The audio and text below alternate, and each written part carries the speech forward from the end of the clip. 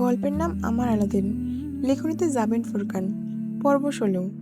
দুইতলা বাড়িটার সামনে বেশ কতক মানুষের ভিড়। শেষ রাত হওয়া সত্ত্বেও আগ্রহী লোকের কমতি নেই। নিচতলার জানলা দিয়ে বাইরের কর্মকাণ্ড ভয়ার্থ চোখে দেখে যাচ্ছে তিতলি। তার বাবা মিস্টার চৌধুরী তরুণ ছেলেপেলেগুলোর সাথে ঝামেলা জড়িয়েছে। লিডার গোছের ছেলেটার নাম বখতিয়ার। ঘাড়ের কাছে ট্যাটু, চুলগুলো উস্কো উস্কো, চোখও কেমন যেন নেশালো ভাব। মিস্টার চৌধুরীর কলার চেপে ধরে হুমকি দিচ্ছে রীতিমতো, আপনার মেয়েকে শুধু আমি বিয়ে করব, বুঝছেন চৌধুরী সাহেব? ২ বছর প্রেম করার সময় ওর মনে ছিল না মান সম্মানের কথা? আমার পার্টি কিন্তু ক্ষমতায় আছে, বুঝে নিয়েন। তেড়িবেড়ি করলে একেবারে গায়েব করে ফেলবো। তিতলির বুক কাঁপছে। স্কুল লাইফের সাদাসিধা ভদ্র ছেলেটা এমন জঘন্য একটা মানুষে পরিণত হবে সে কখনো কল্পনাও করেনি। প্রেম বলে যেটা চালিয়ে দিচ্ছে সেটা ঠিক প্রেমও ছিল না।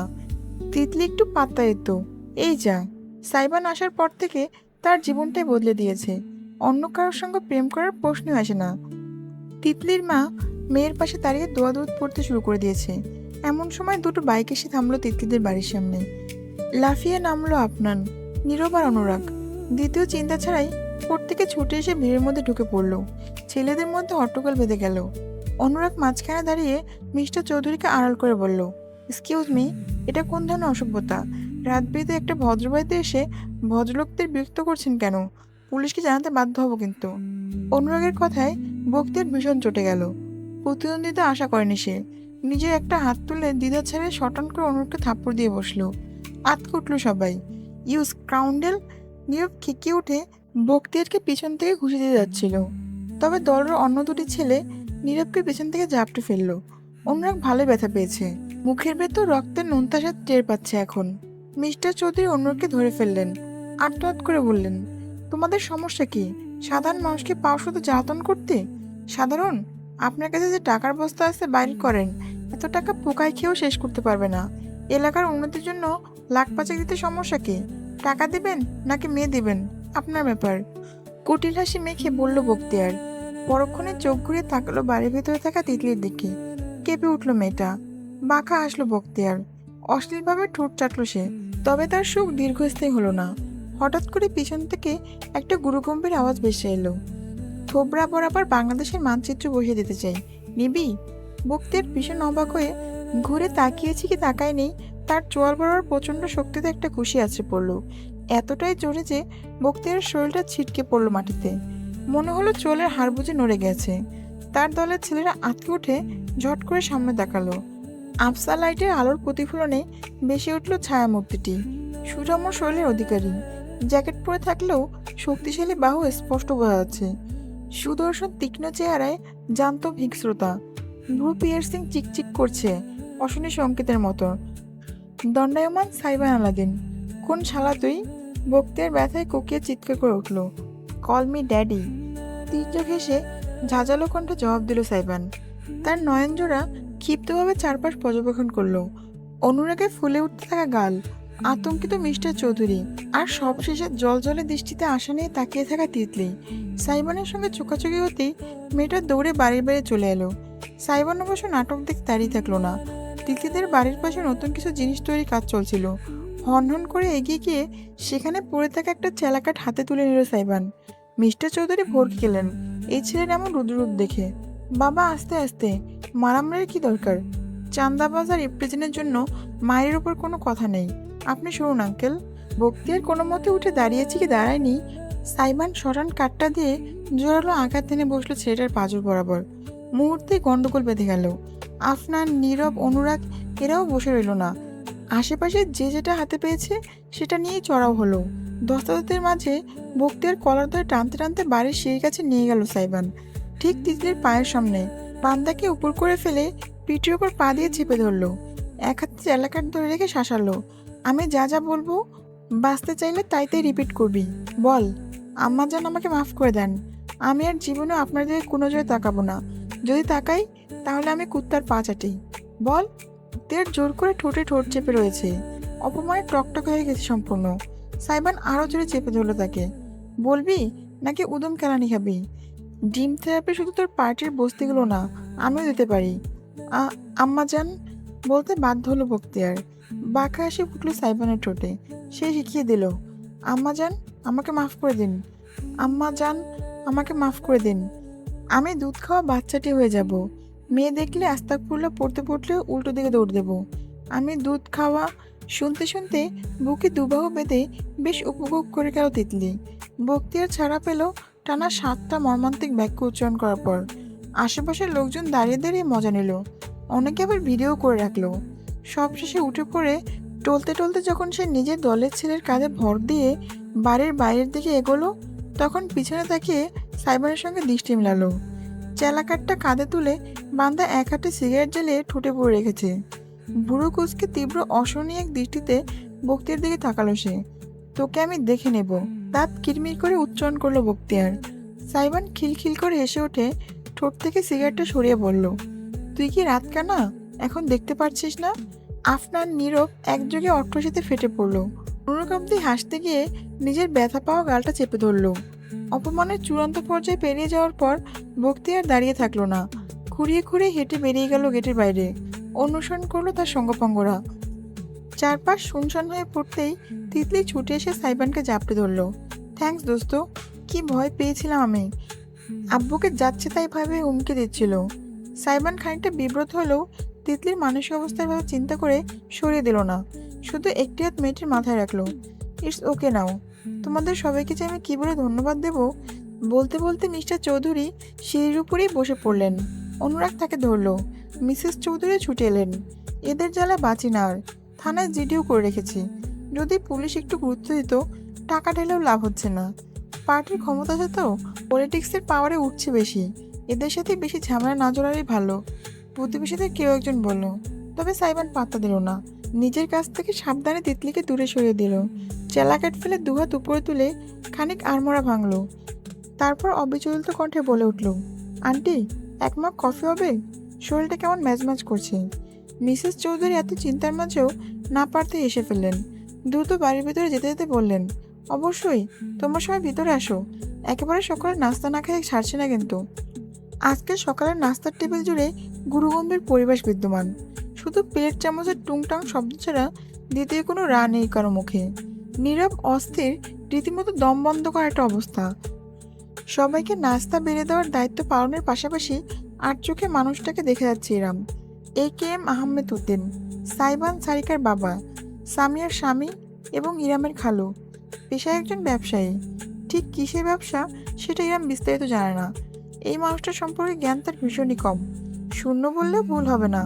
কারোর সাথে মিশুক নন। ছোটবেলার স্মৃতিহাত্রেও এই লোকটার বিশেষ উপস্থিতি ইরাম মনে করতে পারছে না।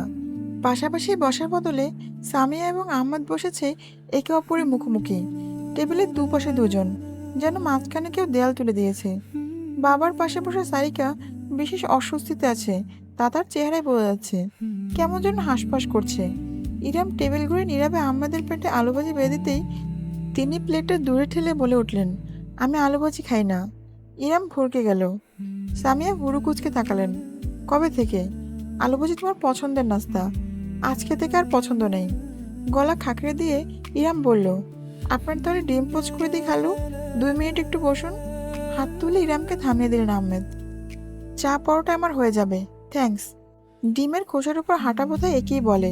শুধু ইরামই নয়, বরং বাড়ির প্রত্যেক সদস্যই ভীষণ সচেতন হয়ে উঠেছে। ইরাম বেশি তর্ক না করে চেয়ার টেনে বসলো। কোনো মতে আধ খাওয়ানো রুটি সে শেষ করেছে, সেই সময় সামিয়া কথা বলার সিদ্ধান্ত নিলেন। না জানিয়ে মালয়েশিয়া থেকে হুট করে চলে এলে যে? কেন, ঢাকঢোল পিটিয়ে সানাই বাজিয়ে আশ খুঁজছিল বুঝি? বুড়ো কুচকে ফেলেন সামিয়া। সেটা বলিনি। না না, বলে ফেলো। তুমি যা বলো তাই তো হয়। তোমার উপর কথা বলার কোনো অধিকার অন্য মানুষের আছে? শখ, স্বপ্ন, ইচ্ছা সব তোমারই পূরণ হতে হবে। আখেরদের দিক ভাবার কি প্রয়োজন? আহম্মদ। টেবিল চাপড়ে উঠে দাঁড়ান সামিয়া। তীব্র দৃষ্টিতে তাকালেন স্বামীর দিকে। তুমি অভদ্র আচরণ করছো বলে মনে হচ্ছে না? নিজের মর্জি মতো যাকে তাকে বাড়ির বউ বানানোর সময় তোমার মনে হয়নি তুমি লিমিট ক্রস করছো? আহমেদের শান্ত কণ্ঠ, অথচ তার কথার মাঝে অদ্ভুত একটা তেজ আছে। উপেক্ষা করা অসম্ভব। সারিকা নিজের বাবা মায়ের তপ্ত ক্রোধের মাঝে একটুখানি শীতল হাওয়া হতে চাইল। মম, ড্যাড, প্লিজ, তোমরা বাচ্চা না, এটা নাস্তার টেবিল। অন্য বাড়ির মানুষের সামনে এসব কী ধরনের উদ্ভট আচরণ? অন্য বাড়ির মানুষ যে ইরাম তাতে কোনো সন্দেহ নেই। মেয়েটা এমন সময়ও ঠিক একটা ঠেস মেরে দিল।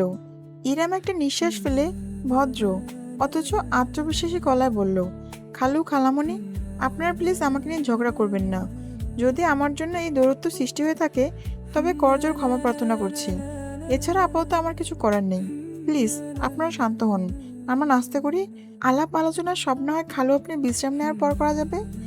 আহমদ বাঁকা দৃষ্টিতে ইরামকে দেখলেন, তারপর এক চুমুকে গরম চায়ের কাপ শেষ করে ঠাস করে চেয়ার ঠেলে টেবিল থেকে উঠে গেলেন।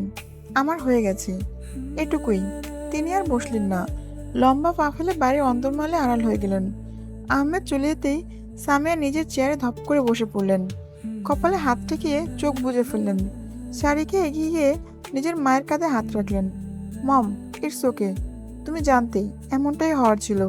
আমারও ইচ্ছে হলো নিজের খালামণিকে একটু সান্ত্বনা দেয়, তবে সেই সুযোগ হলো না। পদশব্দে ভেসে এলো। ঝট করে ফিরে তাকাতেই সে দেখলো ভিতরে ঢুকতে সাইবান। কারো দিকে তাকায়নি সে। সামিয়া শাড়িকে দুজনে গোপন কথোপকথনে ব্যস্ত থাকায় বিশেষ কোনো নজরপাত করেনি। তবে সাইবানের হাঁটুর দিকে জিন্সের ছেঁড়া অংশ এবং ঘাড়ের দিকে লালচে দাগ ইরামের দৃষ্টি এড়ালো না। সাইবান উপরে উঠে যেতেই সেও টেবিল থেকেও ছুটে চলে গেল বেডরুমের দিকে। বেডরুমের ভেতর ঢুকেই যথারীতি ইজানকে ক্রিপে নির্যাতন দেখতে পেল সাইবান। ছোট্ট শিশুটি দুই হাত মুঠ করে গভীর ঘুমে আচ্ছন্ন, পাতলা ঠোঁট জোড়া হালকা ফাঁক করা। সেখান থেকে লালা রস গড়িয়ে পড়ছে বালিশে। বাঁকা আসলো সাইবান। লাইফ তো তোরই পটলা, খাওয়া দাওয়া হাগুমুতু ঘুম, সার্কেল অনগোয়িং। মাথা ছাকিয়ে নিজের জ্যাকেটটা খুলে নিল সে। ভেতরে ট্যাঙ্ক টপ বেরিয়ে আসতেই ত্বকের উপর লালচে নীলাভ দাগ পরিষ্কার হলো। মারামারির সময় সেও কম কিছু হজম করেনি, তবে অতি উত্তেজনায় আদ্রেনালিনের ক্ষরণে তখনও সব গায়ে মাখিনি। এখন লাগছে। গরম পানির ভেতর বসে থাকতে হবে ঘন্টাখানেক। জাকুচির কথা মনে পড়লো, কিন্তু হাতে এত সময় নেই। দুপুরে আগে সিলেটের জন্য বেরিয়ে যেতে হবে। সে যখন ঘাড়ে একটা তোয়ালে ঝুলে বাথরুমে কুইক শাওয়ার নিতে যাবে, তখনই বেডরুমে ঢুকলো ইরাম। খানিকটা হাঁপাচ্ছে, ছুটি সেজে বোঝা যাচ্ছে। সাইবান এমন মুহূর্ত মজা নিতে ছাড়লো না। মাথা কাত করে স্ত্রীকে আপাদমস্তক পর্যবেক্ষণ করে বলল, স্বামীর বুকে ঝাঁপিয়ে পড়তে আর তর্স হয়েছে না যে ছুটতে ছুটতে এসেছেন। বলে শাহরুখ খান স্টাইলে বুক চেতিয়ে দুবাহু মেলে ধরল সাইবান। ইরাম বিরক্তবোধক শব্দ করে এগিয়ে এসে চাপড় দিল তার মেলে ধরা হাতে। মজা বন্ধ করো, সারাত কোথায় ছিলে? আর এসব কিসের দাগ? ব্যথা পেয়েছো কিভাবে?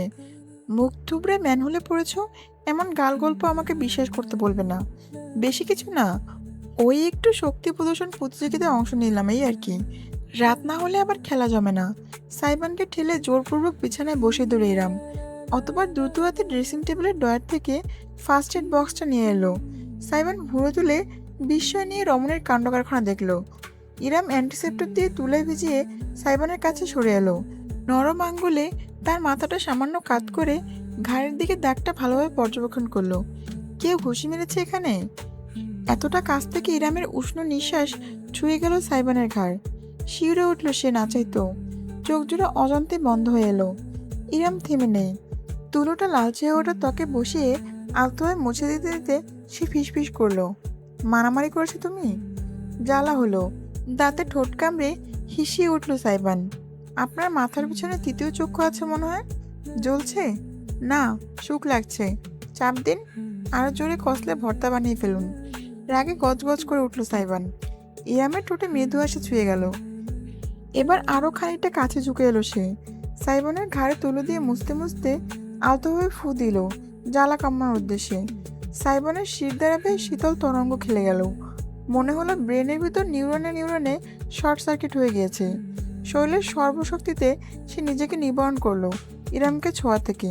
জুয়ার টেনে ধরল বিছনা চাদর, ভীষণ নিয়ন্ত্রণে। ইরামের অবশ্য এত কিছুতে খেয়াল নেই, সে একমনে নিজের কাজ করছে। ঘাট থেকে সাইবানের বুকের দিকটা নেমে এলো সে। ট্যাঙ্ক টপের চিকন স্টেপে শক্তিশালী কাঁধের উপর থেকে সামান্য নামিয়ে উন্মুক্ত করলো ত্বক। হার্টের উপরের দিকটায় নীলাভ একটা ছাপ। এবার সত্যি রাগ হলো ইরামের। দ্বিতীয়বার তুলা ভেজাতে ভেজাতে সে বলল, এসব আমার একদম পছন্দ না আলাদিন। ভদ্র করে ভদ্রছেলে এমন করে না। সারাত বাইরে কাটানোর বিষয় না হয় আমি বাদ দিলাম, তবে নিজের এই অবস্থা করার মানে কি? অদ্ভুতুরে হাসলো সাইবান। কেন, আমার জন্য আপনার কষ্ট হচ্ছে বুঝি? ইরাম ঠোঁট ফুলিয়ে ফেললো। এমন কোনো চিন্তা না করেই অজান্তে তুলা খানিকটা জোরে চেপে ফু দিয়ে বলে উঠল, হাজবেন্ডের জন্য চিন্তা করা বারণ বুঝি? মাদার আস্ফুট স্বরে অসভ্য শব্দ বেরিয়ে এলো সাইবানের ঠোঁট গলে। ইরাম বুঝতে পারল না কি করছে। নিজের কোমরে একটা হ্যাঁচকা টান খেলো। তার শরীরটা পড়লো বিছানার উপরে। খোপা খুলে চুলগুলো নদীর স্রোতের ন্যায় মেলে গেল চারপাশে। সাইবান তার উপরে উঠে এলো। ডান হাতের লম্বাটে আঙ্গুলগুলো জড়িয়ে গেল ইরামের গ্রীবাদোষ জুড়ে। শীতল স্পর্শে কেঁপে উঠল ইরাম। অবাক নয়নে চেয়ে এলো নিজের উপর ঝুঁকে থাকা মুখটার দিকে। হলদেটে ত্বক কেমন রক্তাভ হয়ে আছে। কালো চোখ দুটায় ঝিলিক খেলে যাচ্ছে। ঠোঁট জোড়া হালকা ফাঁক করে আছে। ভারী নিঃশ্বাস ফেলছে। চুলগুলো কপালে ছড়িয়ে পড়েছে। সাইবান আরো কাছে ঝুঁকে আসতেই ইরামের কপাল ছুঁয়ে গেল চুলের গোছা। শক্তভাবে চোখ বুজে নিল রমণী। কেন তা নিজেও বলতে পারে না। সাইবান অত্যন্ত মোহ নিয়ে তার মুখটা দেখল। ইরামের নাকে একটা ছোট্ট নোজপিন জল জল করছে। বস্তুটা এটা কেন টানছে বোঝার আগেই সাইবান ঝুঁকে সেই নোজপিনটার উপর নিজের ঠোঁট ছুঁয়ে দিল। ইরাম হালকা ঝটকা দিয়ে উঠল, অথচ নড়তে পারল না। দীর্ঘ এক নিঃশ্বাস ফেলে ইরাম জল জলে চোখ মেরে তাকাতেই সাইবানের দৃষ্টি মোকাবেলা করতে হলো তাকে। সাইবান ফিসফিস করে বলল, কল মি হাজব্যান্ড অ্যাগেন। আর আমি আপনাকে পৃথিবীতে বসিয়ে চাঁদতারা ঘুরিয়ে আনবো। এমন পিশাচকে জাগাবেন না যা সইতে পারবেন না, মাই প্রেশিয়াস।